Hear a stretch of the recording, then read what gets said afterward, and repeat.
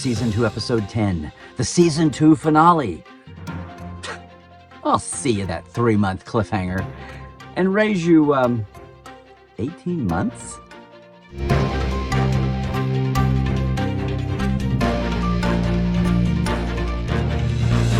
Hey, it is Dr. Trek, Larry Nemecek, coming at you here from the heart of Trekland through Trekland Treks and Portal 47, letting the dust settle for just a bit on all the recent Trek headlines. So, you don't get a hot take or a quick take. You get a second opinion from Dr. Trek. Hey, look, I have been interviewing and authoring and hosting and commenting and archiving and collecting and witnessing and commentating and, fanning Star Trek for, well, a while now. And I gotta say, Hegemony, the season finale, we've seen it coming. I've been wondering when we're going to get back to this Gorn story ever since it was telegraphed in the opening episode and then set up by conveniently leaving Captain Batel headed that way at the end of episode 9. Been waiting for this all season long to see what the next chapter in the evolution of the Gorn would be, much less how it would interplay with all of our characters, and I was not disappointed. I mean, in many ways, this felt like an original series episode, but on a Strange New World budget. I mean, there's one moment when Uhura is on the bridge, leaning on the red rail from behind, forward, just like Nichelle used to do. That's a tiny moment, but it really, really resonated with me. Of course, there's a lot more going on besides one moment like that in this episode. It almost felt like Subspace Rhapsody, the musical, could have been a season finale. It propelled and wrapped up so many of the personal arcs, so many of the couples arcs, the relationships. But no, there is a greater world going on out there, and that's what Hegemony gets to. Now, Hegemony itself, it's Hegemony. I was tracing this because I've been thinking about the Gorn Hegemony for 20 years. So my friend Jeff Mandel, doing the Star Charts book about the end of the first season of Enterprise, had settled on the word hegemony as the political name for the Gorn realm. It dates back to a 1992 pocketbook. Other books had all come up with very Gorn Empire, Gorn Republic, Gorn this, Gorn that, but it kind of goes back to saying if you want to break through the canon world there, don't be a game. Licensed or not, stick with the books, apparently. But no, that's the one that he settled on, and of course, back then, no one cared, but here it is 20 years later, and that's the name. It was used, though, second season Enterprise in Bound, so it's technically been canon since then, even though no one was paying attention. Who paid attention to the Gorn? Until Strange New World. But were you expecting a cliffhanger? No, I don't think you were. And look, so much was made of that to be continued. So much was made of the 1990, as I was alluding to. The 3-month eternity. Hell, if you were there, you know what it was like. Mr. Worf, fire were the classic final lines of Best of Both Worlds. Technically, it wasn't part 1. It was just the Best of Both Worlds because they didn't want to telegraph that it was a cliffhanger. But it was agony. Patrick has the great story about the people, the family that pulled up at a red light with him in Los Angeles. The woman smiled. She rolled down her window. He rolled down his window, and everyone in the car basically yelled, "You ruined our summer," and then drove off because of that great Borg cliffhanger. There have been other cliffhangers since, but we all go back to Best of Both Worlds. I think Best of Both Worlds and Who Shot JR might be the most famous cliffhangers in TV history. But here we go. Here we are. Trouble is, you already were going to be waiting a year for the conclusion to this cliffhanger, but now you've got a strike on top of that. So yeah, it might be 15, 18 months before we find out what Pike is going to say, much less what happens next. So hey, let's look at this. Kudos to the writer, Henry Alonso Myers, the co-showrunner. Awesome job as usual. Directed by Maya Vahio, who is no stranger to Star Trek. She directed Runaway, the first short trek. She had a couple of discoveries in season 2 and season 3. She did 2 Picard season 1s, and then she directed Children of the Comet, which was the big Uhura singing to the comet episode, or the second episode of Strange News. So no stranger to Strange New Worlds, and it shows. It's a very ambitious show. I'm going to get back to that in a moment. But first, little things, big things. Something I've been wanting to track all season long, I finally did. Now, a year ago, supposedly, the end of season 1, the finale, right? Quality of Mercy. We first heard of Batel's ship, the Cayuga. Familiar name, it's an Indian tribe. I was wondering, now that it's become a thing recurring, well, a former thing apparently, I checked with Henry Alonzo Myers, and yes, I noticed he was from Ithaca, New York. And just DMing with him, he said, yes, indeed, that the Cayuga was named from the Cayuga Indians, Native Americans who were part of the great Iroquois nation in that part of the world, in southern Ontario now and central New York, and goes back. It's also, for you Twilight Zone fans, the classic era, the original era. It's also the name of Rod Serling's production company because he spent his summers there in Ithaca and loved it so much that he took that as the name of his production shingle. Speaking of honorees and place names, we have Parnassus. We have Parnassus Beta. Now, you can go and look up Parnassus. It was a mount in ancient Greece. It was supposedly the home of the gods of art and science and learning.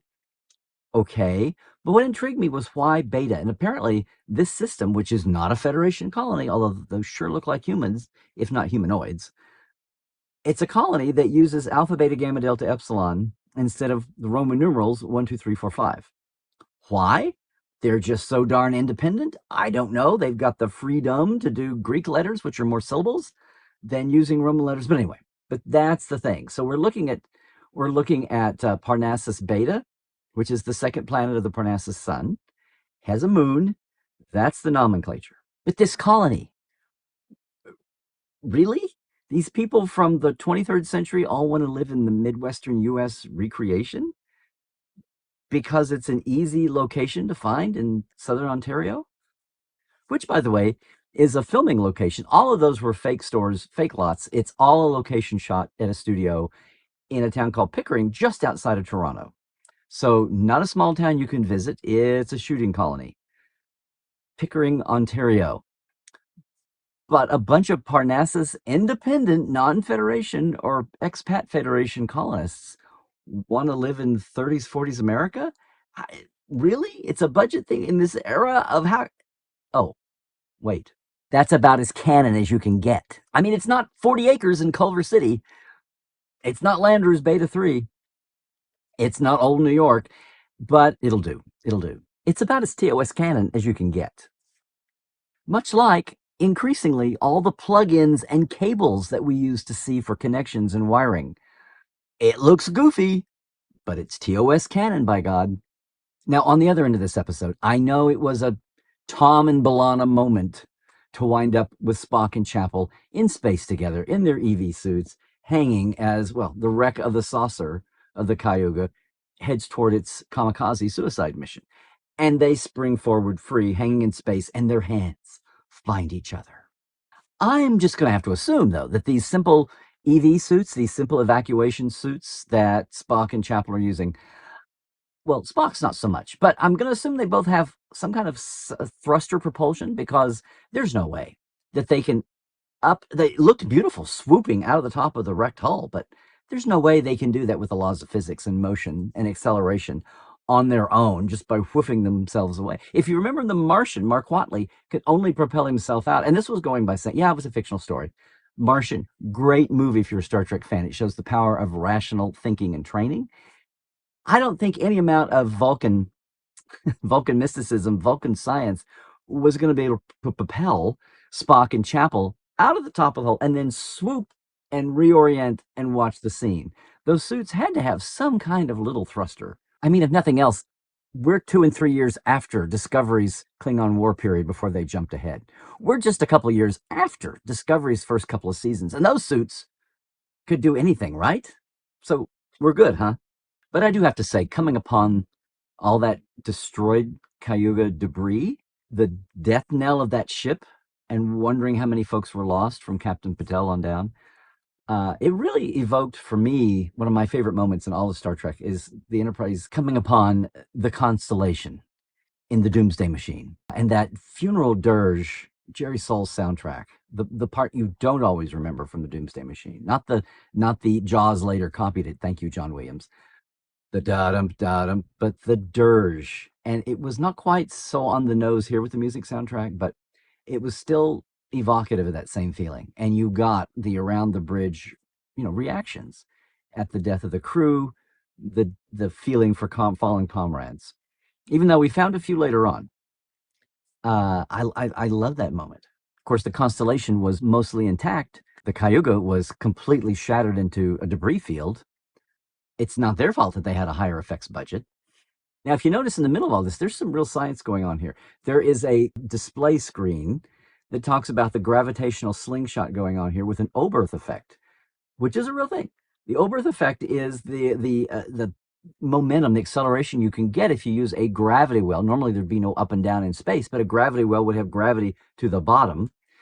It's if you actually accelerate while you're dropping through a gravity well and you accelerate enough to be able to break away.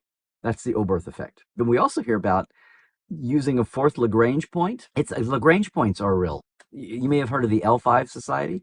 The L1, 2, 3 points are, and actually 5 points, are places where a body between two spatial bodies, two planets, a planet and a moon, planet and a star, normally around a planetary body, where there are fixed places due to the gravitational mass. You can find the point where there is a stasis point, where there's a place where something would stay put if it's put there.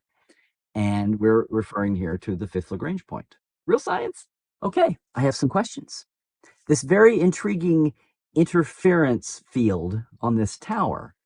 I love how they don't just say jamming radio, jamming subspace, jamming sensors, but it's interfering. Okay, that's cool.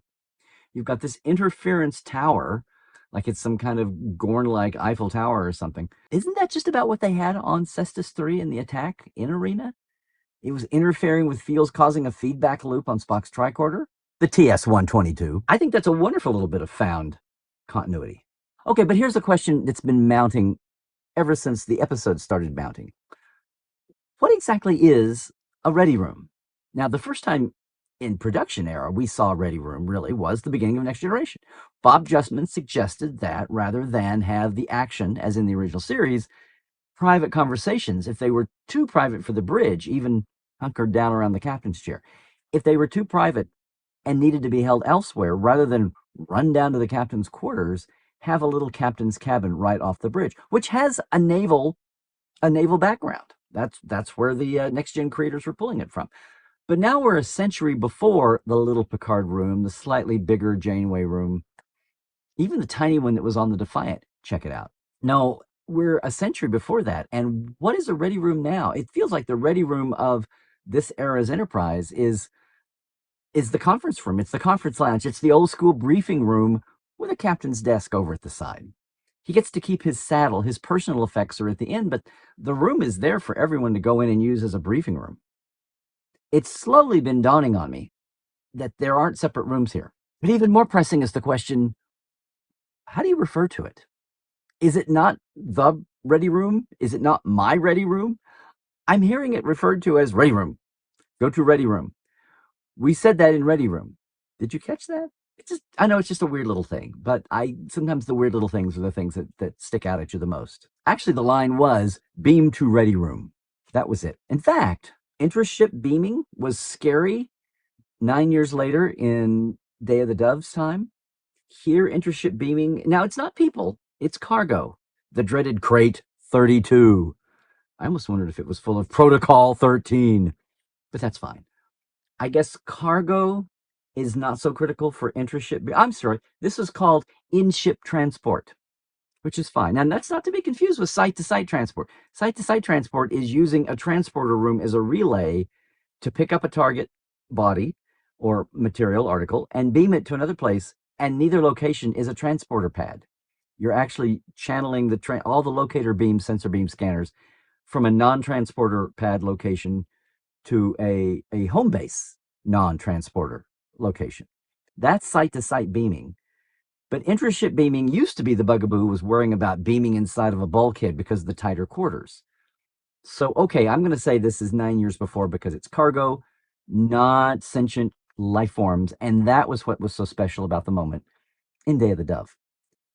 Whew. Okay, moving on. It's a season finale, and this cast is just rolling along, barreling down the road. It was such an emotional arc the last 3 or 4 episodes. This one was more about, well, it was about who was in danger, who was in peril, and what are we going to do about it? Driving toward this finale with a big overarching, well, political adventure, political mission, as well as all the risk and peril. But first off, hey, we didn't see him, but we heard Chief J checking in at the transporter. Now, Chief Kyle got mentioned again a couple episodes back, but this is very much still Chief J manning the console. And I got to tell you, Ortega's here once again.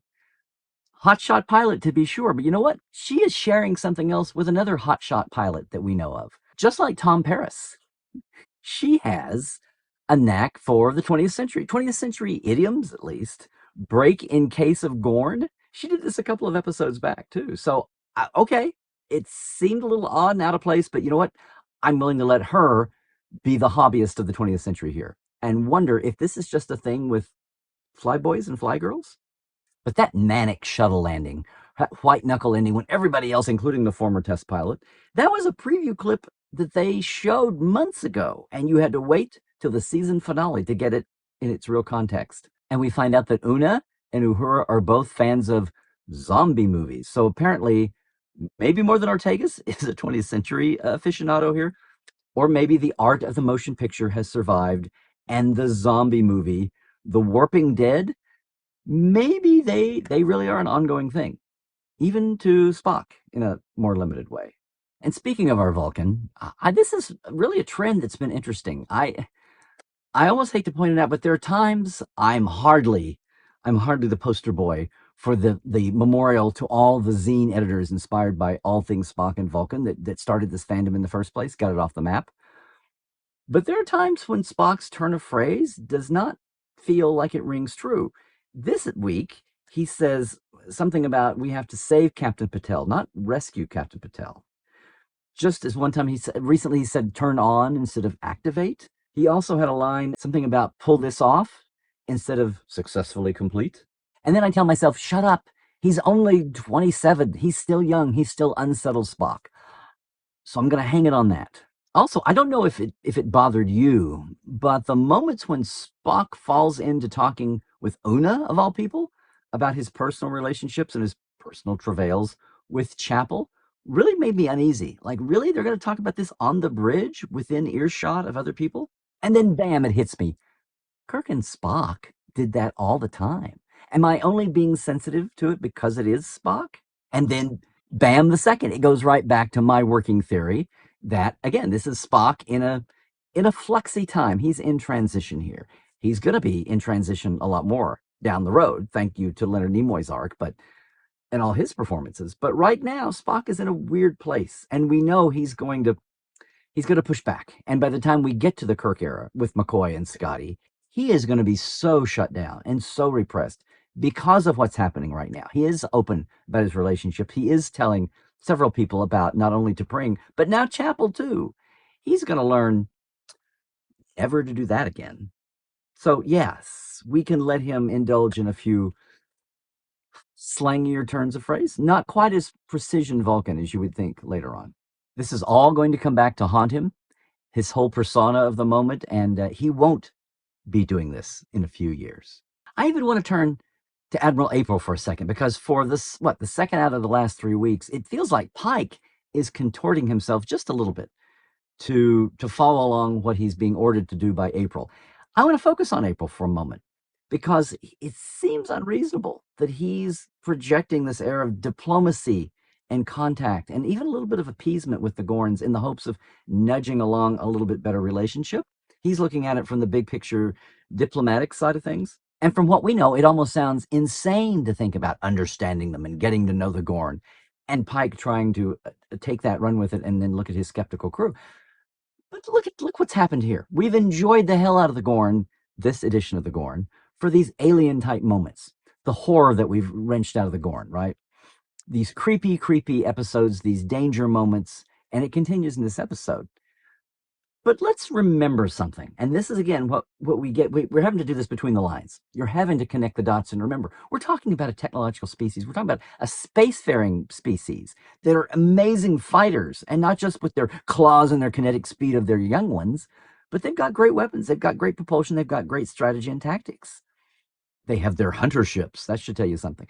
No, this is an advanced species. They're not creepy crawling monsters. I've come up with a headcanon anyway, and I think that's where they're going. That what we've derived our horror moments from are the hatchlings, when they're so kinetic, they're so hyperactive because it's survival mode. They've even eaten each other, the runts of the litter, so to speak, from the hatched eggs. We've seen slightly older ones be a little less spastic, right? They've got a little more brain power going on. In this episode, we see them being a little bit older, the packs that are running around the city, because the colony world, because I kept thinking, what, Gorns don't have scanners? They don't have their equivalent of a tricorder? Why are they not hunting down our people? Surely they can defeat the tech. If they've got warp-capable ships and all the tech that goes with it, they certainly have scanners. Well, it's apparent that there are no adults on the planet. You've only got the eggs that have just hatched. We've picked up the action just enough. We know what's happened to poor Captain Batel. There have been hatchlings that we've seen before running amok, but they look like they're already half a day, a day. They grow so fast. They grow up so fast. We're seeing some that are slightly older who are able to think long enough to be able to hunt in packs. But we're getting these clues that they're not behaving according to the norms observed already, that they seem to be hungrier. So there is something going on here, and it's one of those threads that's not resolved by the part one. We're going to have to wait for the ending, but it's just important to remember that this is a tech species. The question is, why is none of that technology being used against our folks? And apparently, the vast majority of who's on the planet are the just hatched ones. But all this to say, this is a civilization that has STEM careers. What April says about reaching out, trying to find a diplomatic solution, try to make an approach, does work. It is feasible. And despite what Lon and all the Gorn veterans would say, it's not ridiculous. And it is, in fact, well, we know it's, in fact, what eventually happens. By the time a century later, DS9 is talking about the Gorn ambassador, we know we get there way before then. At least that's my theory. Is it a crazy theory? Because I know someone that loves a crazy theory. Once again, Pelia is here. And look, it's increasingly apparent if she's really going to be a Lanthanite. It's almost like, hey, let's use this character in the way that maybe Next Gen used to use Guinan. But I'm going to say, hey, I'll see your Guinan Elarian who lives hundreds of years, and I'll raise you a Pelia Lanthanite. Thousands of years I'm talking. So sure, she can be wacky. She can take the long view. She can be bored. Why does she not have a cluster of historians and Federate? Oh, that's why she wanted to get away from Starfleet and get out and escape and be on some adventure again. I don't know how she doesn't go through life with just a gaggle of historians around her all the time. That's kind of what her motivation might be going on here. But she is a temporary engineer. I did not see one of her old students showing up again.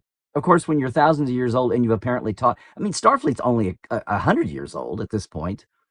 She hasn't been an academy professor for thousands of years. Who knows what she was doing before that? But she's got dozens of students who are popping up, and who had bingo card square of Scotty turns up in this episode. Now, I got to say, I had a smile on my face. I got to say that Martin Quinn, not Quinn Martin, Martin Quinn not only is finally an actual Scotsman, not a Canadian, although we love you, Jimmy, and not an Englishman, thank you, Simon Pegg, but no, Martin's an actual Scotsman. He knocks it out of the park. I'm smiling, but can I just go back to my thoughts a year ago? Can we just let Pike's crew be Pike's crew? We've already got legacy characters. I just don't, it feels like the ultimate goal, and I know Kiva Goldsman has said this, is, oh, we could wind up with the whole Kirk crew here by the end of the day. Can we just have Pike's years? Can we just flesh out these people? Can we see some characters that have no connection to anything we've ever seen before, ever? I hate to say this. And again, I loved Martin's performance. I loved the bits. I loved him interacting with Pelia. But when we keep seeing people we've known before already, again, it just makes the universe seem small. It just makes the Federation, it makes Starfleet seem small. It's like Bella Oxmix. I think there's only 2 guys on that ship. It's like, how many people are in Starfleet at this time? There's 18 people. We know them all. So yes, don't get me wrong. I love the Scotty. I was really hoping that Pelia could be. Everything about her just reeks of being temporary. I know, but I would have liked to wait a little longer. But hey, having said that, here he is. He knocks it out of the park. I knew it was going to be a cliffhanger, though. The last 10 minutes, half of the time, instead of racing toward an ending, we've got Pelia and Scotty running around the ship like they're carrying balls of tribbles. I'm sorry, the gear he pried off of his shuttle. Which, by the way, did you notice was the shuttle that landed just before the Independence Day? I'm sorry, before the Gorn folks appeared in the sky over Colony City. That was his shuttle. And I'm looking forward to seeing him play Scotty. He's doing awesome. Great little red shirt. Of course, we find out here that Scotty is still a Lieutenant JG. Are you kidding? It's only 6 years until we know that he's Kirk's chief engineer. Yes, in Where No Man. So Where No Man's Gone Before. So he's going to jump from, and we assume that he's lieutenant. He's lieutenant commander a year later when the production run of the show is going in 2266. So if he's not a lieutenant commander in Where No Man in 6 years, he might still be a lieutenant, which is only a grade up. Anyway, Scotty's got a lot of living to do. He's got a lot of serving. He's got a lot of engineering to do. We do get his mini bio in Relics. At the time, he said that he had served on 11 ships, which of course is that including the Enterprise A and the Enterprise original and the refit? Anyway, he says he served on 11 ships, including freighters, cruisers, and starships. So he's got this varied career. He's been out of the academy since 42. He's been out of the academy like 17, 18 years, and he's only Lieutenant JG. I'm going to postulate that he's been so busy doing actual engineering, he didn't worry about the politicking and the rank climbing. The people who are hands-on, that befalls them sometimes. So we'll let that slide. Can I just say that I love his banter? I love his one system over when he's talking about, it was admittedly a tragedy that brought him to them. But the Shangdai is a Chinese word for the highest deity, the supreme god. So that's cool and interesting. But all the backstory there about the Star Driver, completely new, long overdue for Scotty's backstory, and maybe we'll, with a younger character and a chance to see him in episodics down the line, if he does indeed hang around and keep sparking with Pelia, we'll finally get some early backstory for Scotty sketched in as well. I hope. Can I just say, as the world's biggest and earliest McCoy fan, can we please just hold off on Bones? I mean, the big question is, who's going to play Mark Piper? That's Kirk's first CMO. But overall, very good adventure-driven, mystery-driven, Jeopardy-driven episode. We got the location. Very Kennedy stuff. We've got the location. We've got the excellent space battle. I just want to say we've got the element of suspense and horror with the Gorn again. I am a Gorn again trekker, yes. Most of all, I have to take my hat off to all the stunt folk involved, to the crew involved. That null gravity space fight, the combat between Spock and Chapel, and the oldest Gorn scene in this episode. Let's just make a note of that. Let's just put a pin in this here. Talking about all the younglings and the hatchlings, that combatant that took on Spock was not a...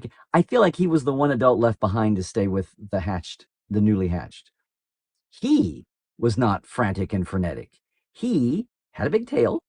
We're still a ways from our elder captain that's in slow motion with Kirk in the ring. I still fit all this together. I think that's at the very end of the life. The captains are going to be the oldest and the wisest. I think their vestigial tails drop off by that time. I'm retconning, headcanoning here like mad. But it works. It works. I'm curious to see where they go with the Gorn and if we get into any of this about the culture and the biocycle. But that was definitely an adult. I think we'd seen a couple of them before. He's a lot like the Lost Gorn. We always jump to Arena, but what about the Gorn from Enterprise? Which at the time was criticized because it didn't look an exact match for the Gorn from Arena. Of course, the Gorn from Arena is dealing with the poor 60s technology rubber suit, right? I think Hua Chang made that. Doing the best he could with what he had and the budget and the time he had. But I remember Dan Curry specifically saying they were going to fix the articulation, the neck, and it really was more of a lizardy neck than it was that fat-necked, stodgy Gorn. Let's just chalk that up to different stages of the life cycle. The Gorn we saw here fighting Spock in Chapel reminded me a lot of the Gorn that we saw as the prisoner, as the slave and the prisoner in the Mirror Universe in Inner Mirror Darkly on Enterprise. It was a pretty good match, I thought. But it was so cool, above all, to see an alien in the spacesuit. It took me a moment to realize it, but no, we're looking through the glass or whatever the transparent material was. The whole bit about the fight, the pinging, the crack in the helmet, that's what killed him as much as anything. Oh, you want another homage to TOS? The good old, I'm going to find a chunk of metal? The old homage to what settled the Khan fight. I'm going to pull a knob out and back. Well, this wasn't a knob. This was an even weirder chunk of metal. Spock hauls off and cracks his helmet with the simplest chunk of metal known to this very sophisticated culture they live in. And Chapel grabs the ballet, the work, the stunt work, the no gravity work as a production was awesome. I thought everything fit. The pirouetting, I just thought they nailed it. I was really proud of what they were able to manage to do on their TV time and budget. And I don't mean that as a knock. That's hard to pull off and do with the stunt hardness work. And we've seen some of the photos out of what's going on with that. But the fact that it all finally came down to Spock just hauling off in the best old 60s way and cracking his glass. But a well done scene. Well done scene. In fact, I'm going to say I feel like that was the best executed Star Trek stunt scene ever. And at least even of the modern era, when they've had so much to spend on stunts and when Disco was doing something every week, this was so organic and so visceral, and it was so grounded. It was not a timey. Sometimes stunt scenes feel like they're just done for the sake of being a stunt scene. That was incredible, and I will, fight me. I mean, this scene, this stunt sequence, this stunt combat felt like it actually belonged in the story and wasn't just extra frou-frou for the frou-frou of a cool stunt sequence. But most of all, another species in a spacesuit, in an EV suit. That was just, I did not expect to be so tickled by that. But here we are. Not 3 months, kiddos. You were waiting for a strike to be over and then for production to start on a third season. Of course, it'll be the first episode filmed, but you won't see it. You won't see it for at least a year. You won't see it until the end of 2024, maybe well over into the early part of 2025. So buckle up, kids. We didn't even get a Mr. Una Fire. What is he even going to say? Oh, and one more thing. What about the nitrogen grenades? All that explanation, all that focus on the nitrogen grenades. And well, I know it's going to be a pivotal plot point in part 2 come 2025. Mark my words. Well, maybe you should mark my words when I say I think this is a great place to stop and sign off on this second opinion. But what do you think? What did you think about this finale? Hegemony. What did you think about the whole second season? What did you think about what I thought? Hey, here's your chance to leave a comment below. Let's have a conversation even. Please like and subscribe to boost the signal, would you?